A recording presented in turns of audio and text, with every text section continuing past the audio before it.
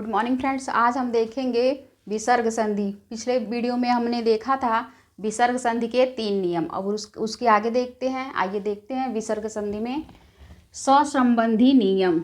यदि विसर्ग के पहले ई, उ और बाद में क, ख, ट, ठ, प, फ में से कोई वर्ण हो तो विसर्ग का परिवर्तन मूर्धन्य ष में हो जाता है। इसको और अच्छे से हम समझते हैं।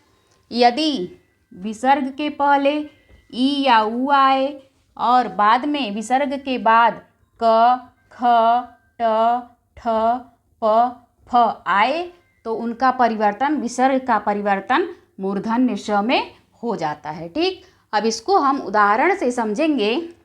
तो आइए देखते हैं उदाहरण।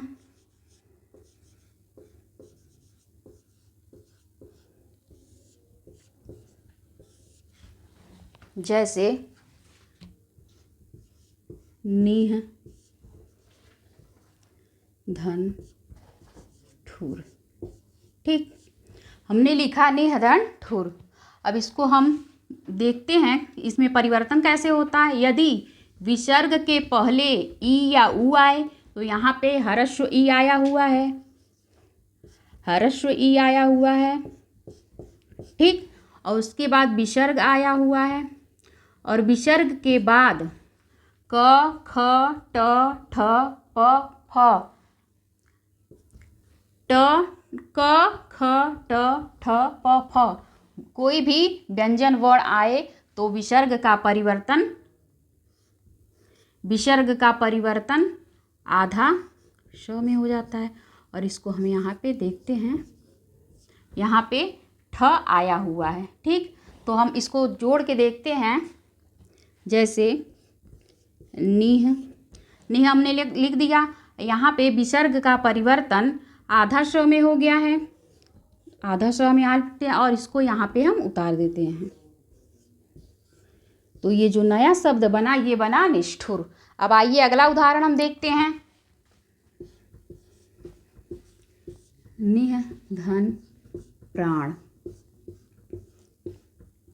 निह धन प्राण, हम जानते हैं विसर्ग के पहले ई या उ आए तो यहाँ पे हरस्व ई आया हुआ है और विसर्ग के बाद क, ख, ट, ठ, प, फ में से कोई भी वर्ण व्यंजन वर्ण आए तो यहाँ पे व्यंजन वर्ण प आया हुआ है तो विसर्ग का परिवर्तन मूर्धन्य ष में हो गया। अब इसको हम जोड़ के देखते हैं क्या शब्द बनता है। हमने नी को यहाँ लिखा और मूर्धन्य ष को यहाँ पे और प्राण को हमने इसमें जोड़ दिया तो ये जो नया शब्द बना निष्प्राण बना। ठीक, अब अगला उदाहरण हम देखते हैं। अगला उदाहरण हम देखेंगे। जैसे नीह धन कपट। नीह धन कपट, यहाँ पे विसर्ग के पहले ई या उ आए तो यहाँ पे ई आया हुआ है और विसर्ग के बाद क, ख, ट, ठ, प, फ कोई भी व्यंजन वर्ण आए तो यहाँ पे क आया हुआ है तो विसर्ग का परिवर्तन मूर्धन्य ष में हो जाएगा। अब इसको हम जोड़ते हैं, जोड़ के नया शब्द बनाते हैं। जैसे निह, निह में हमने मूर्धन्य ष को जोड़ दिया और कपट को हम यहाँ पे उतार देते हैं तो ये जो नया शब्द बना निष्कपट बना। और अगला उदाहरण देखेंगे। निह धन फल, यहाँ पे भी विसर्ग के पहले ई आया हुआ है और विसर्ग के बाद फ आया हुआ। इन क, ख, ट, ठ, प, फ में से कोई भी वर्ण हो तो विसर्ग का परिवर्तन मूर्धन्य ष में हो जाता है। तो यहाँ पे हम देखेंगे नया शब्द जो बना नी और हमने आधा श को यहाँ लिख दिया मूर्धन्य ष और फल को हमने यहाँ पे जोड़ दिया तो ये जो नया शब्द बना निष्फल बना। अब हम इसी प्रकार से अगला उदाहरण देखेंगे। हाँ, तो फ्रेंड्स अब हम देखेंगे विसर्ग का परिवर्तन स में। ठीक, यदि विसर्ग के बाद त, थ, श हो तो विसर्ग का परिवर्तन दंत श में हो जाता है। कहने का मतलब ये है यदि विसर्ग के बाद त थ स हो तो विसर्ग का परिवर्तन दंत श में हो जाता है। इसी प्रकार से हम इसका उदाहरण से समझते हैं, जैसे निह धन तेज, निह धन तेज, ठीक, निह धन तेज। अब इसको हम जानते हैं यदि विसर्ग के बाद त थ या स आए तो विसर्ग का परिवर्तन दंत श में हो जाता है। तो यहाँ पे श आया, विसर्ग है, ठीक, त के बाद पहले विसर्ग है और विसर्ग के बाद त आया हुआ है तो विसर्ग का परिवर्तन दंत स में हो जाएगा। तो हम इसको जोड़ के देखते हैं क्या शब्द बनता है।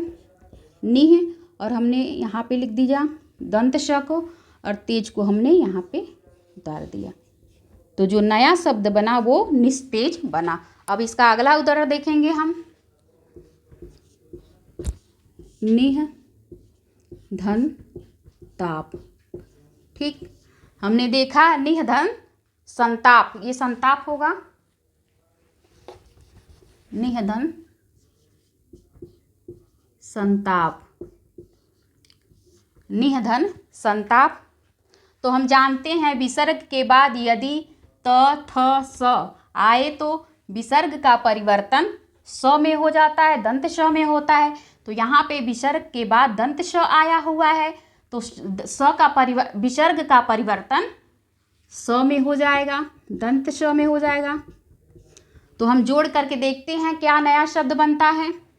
तो हमने नी को यहाँ उतार दिया और आधा स जो यहाँ है विसर्ग का परिवर्तन स में हुआ है तो आधा श हम यहाँ पे लिख देते हैं और संताप को हम यहाँ पे उतार देते हैं, निसंताप। तो जो नया शब्द बना वो बना निसंताप। इसी प्रकार से हम अगला उदाहरण देखेंगे।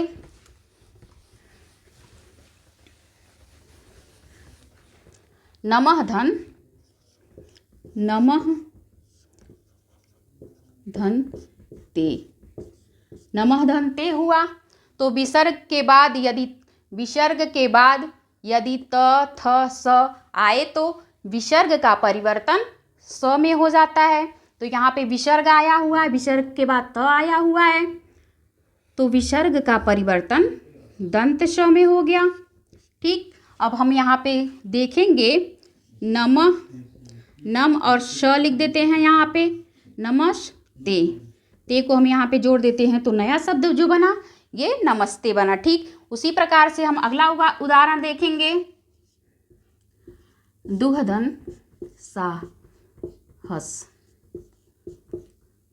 दुहधन साहस, ठीक।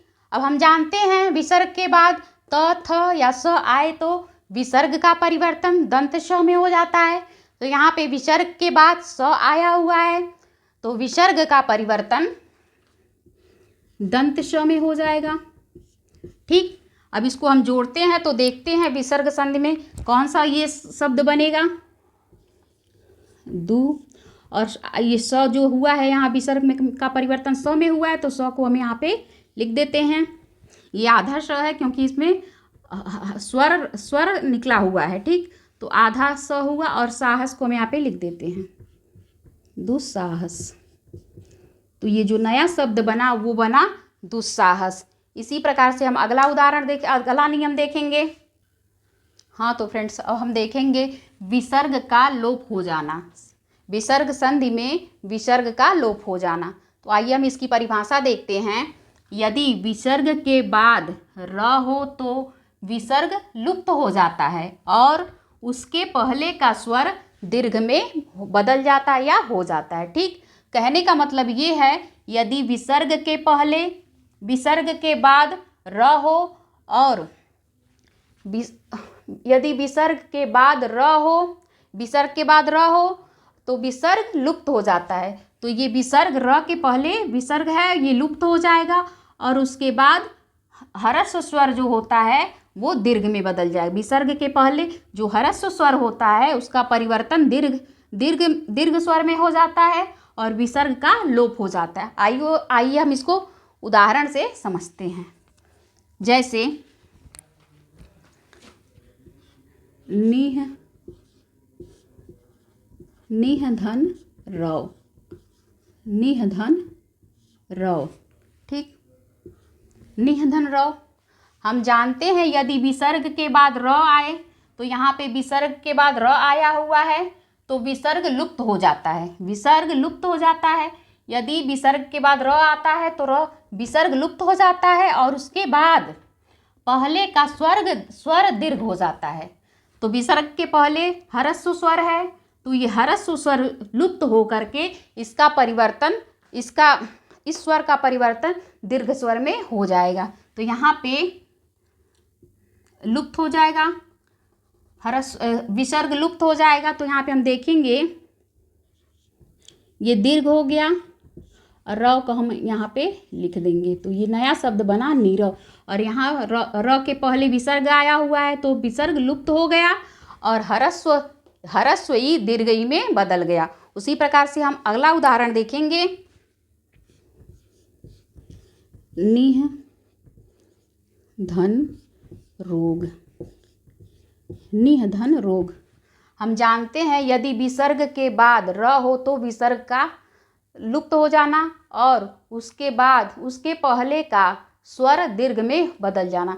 विसर्ग के पहले ह्रस्व स्वर है, ह्रस्व ई है, इसका परिवर्तन दीर्घ में हो जाएगा और विसर्ग के बाद यदि र आता है तो विसर्ग का लोप हो जाएगा। ठीक, अब इसको हम नया शब्द बनाते हैं तो देखेंगे ये ह्रस्व ई है, ह्रस्व ई दीर्घ ई में परिवर्तित हो गया।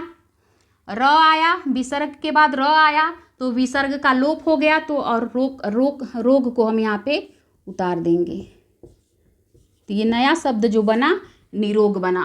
अब इसी प्रकार से हम अगला अगला नियम देखेंगे विसर्ग संधि का।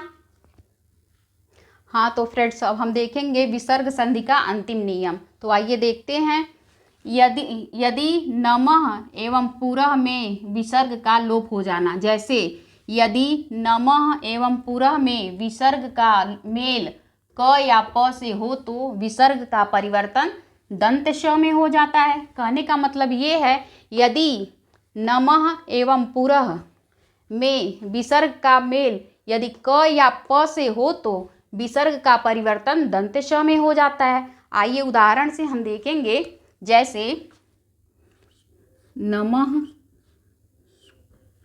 नमः धन कार। ठीक, हमने लिखा नमः धन कार। अब हम जानते हैं यदि नमः एवं पुरः में विसर्ग का मेल क या प से हो। ठीक, तो यहाँ पे विसर्ग का मेल नमः है, नमः में विसर्ग है और विसर्ग का मेल क से हो रहा है, क या प से हो तो विसर्ग का परिवर्तन दंत श में हो जाता है, आधा श है ये। ठीक, अब इसको हम मिला के देखते हैं क्या नया शब्द बनेगा। तो हमने यहाँ पे न लिख दिया, नम लिख दिया और यहाँ विसर्ग का परिवर्तन दंत श में हो गया है तो यहाँ पे हमने आधा श लिखा और कार को हम यहाँ पे जोड़ देते हैं। तो जो नया शब्द बना वो बना नमस्कार, नमस्कार। आइए हम अगला उदाहरण देखेंगे, जैसे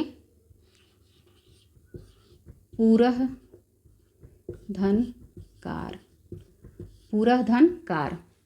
तो हम जानते हैं यदि नमः या पुरः में विसर्ग का मेल क या प से हो तो यहाँ पे क आया हुआ है तो क का परिवर्तन, तो विसर्ग का परिवर्तन दंत श में हो जाएगा, आधा श। तो हम इसको जोड़ते हैं, देखते हैं क्या शब्द बनता है।